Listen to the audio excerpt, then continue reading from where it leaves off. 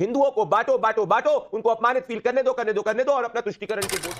बाबा बागेश्वर पे तो हम ये कहना है नविका जी, जिन्होंने उत्तर प्रदेश में संतों पे लाठी चलाई, आज वो हिंदू धर्म का ज्ञान दे रहे हैं। करा और आपने कम से कम, आपको मैं बधाई दूंगा कि आपने इतना हिम्मत करा और कम से कम आपने कहा कि माननीय अखिलेश यादव जी ने ऐलान किया है और आपके माध्यम से पूरे देश के कांवड़िया और शिव भक्त चूंकि पूरे उन्मुक्तता का अगर कोई भक्ति मानस होता है तो वो शिव के भक्त ही होते हैं, जो उन्मुक्त भक्त होते हैं। उनको अगर कॉरिडोर बना करके और बेहतरीन शिव दर्शन का कोई प्रबंध करेगा तो समाजवादी पार्टी की सरकार करेगी, तो इसमें कोई कंफ्यूजियाई मत। जो दूसरा सवाल आपका था कि बाबा बागेश्वर पर, तो वो बाबा कोई कैसे हो सकता है? बाबा बागेश्वर पे तो हम ये कहना चाहेंगे कि एक वो जिसकी जीभ गिरवी है कहीं परोक्ष में, कह रहा था मरने वाले गए हैं सीधे मोक्ष में। नर के ऐसे कुंभ वाले दुख का कोई अंत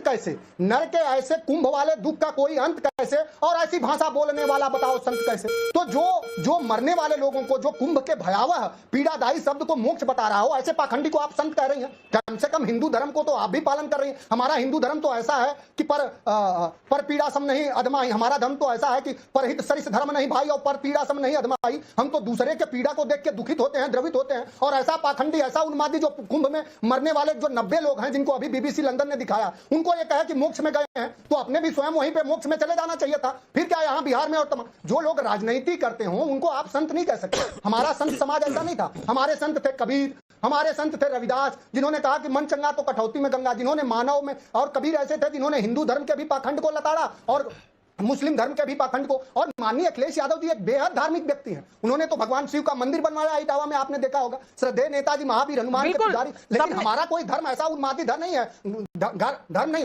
मैं मुझे खत्म कर लेने दीजिए, आपका काउंटर सवाल लूंगा मैं। नाविका जी, हमारा कोई ऐसा उन्मादी धर्म नहीं है, हमारा विज्ञापनी प्रचारित धर्म नहीं है कि एक तरफ जब विज्ञापन आ गया तो एक धर्म को अच्छा बता दे, एक धर्म को। हमारा धर्म मानवता में संवेदना और करुणा लाने वाला धर्म। बहुत अच्छी बात है, मैं मानती हूँ, और मेरा किसी के धर्म में हस्तक्षेप करने का इरादा भी नहीं है। लेकिन आप राम मंदिर नहीं गए और ये दुनिया सवाल पूछती है तो सवाल उठते हैं।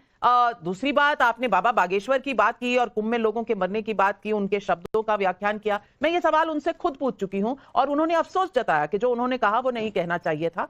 अब मुझे लगता है कि ये बात वहां खत्म हो जानी चाहिए, लेकिन आप उसको जीवित रखना चाहेंगे, आपका अधिकार है। लेकिन प्रदीप भंडारी जी इतने तपस्वी हिंदू धर्म को मानने वाले अखिलेश जी पर आप इतनी ज्यादती कर क्यों रहे हैं? मेरी समझ में नहीं आ रहा। अजीब विडंबना है नविका जी, जिन्होंने उत्तर प्रदेश में संतों पे लाठी चलाई, आज वो हिंदू धर्म का ज्ञान दे रहे हैं। जो प्रभु श्री राम के मंदिर में अभी तक दर्शन करने नहीं आए, वो हिंदू धर्म पे ज्ञान दे रहे हैं। जिन्होंने आतंकवादियों के केस सिर्फ इसी बात पे ले लिए थे वापस क्योंकि वो एक तबके से आते हैं, वो आज हिंदू धर्म का ज्ञान दे रहे हैं। जो 2011 में दारुल उलूम में जाते हैं, जो गजवाए हिंद की बात करता है, वो आज हिंदू धर्म पे ज्ञान दे रहे हैं। तो ये तो भाई क्या कह सकते हैं। आज असली बात यह है कि प्रयागराज के अंदर एक हिंदू का लड़की का धर्म परिवर्तन करके उसको आतंकवादियों के साथ में जिहाद कराने की बात करने पे अखिलेश यादव उसका खंडन नहीं कर सकते। कोई मौलवी द्वारा जमीन हड़पने वाली खबरों का वो खंडन नहीं कर सकते, पर संतों को मठाधीश बोल सकते हैं। एक संत को, एक बाबा के ऊपर अपमानित शब्दों का प्रयोग कर सकते हैं। क्यों? क्योंकि इनको तुष्टीकरण करना है। इनकी नीति और नियत तुष्टीकरण करने की है। तभी जब लालू प्रसाद यादव महाकुंभ को फालतू बोलते हैं, अखिलेश यादव शांत रहते हैं। तभी जब राहुल गांधी कहते हैं कि प्रभु श्री राम एक माइथोलॉजिकल फिगर है, काल्पनिक है, अखिलेश यादव शांत रहते हैं। क्योंकि अखिलेश यादव की राजनीति है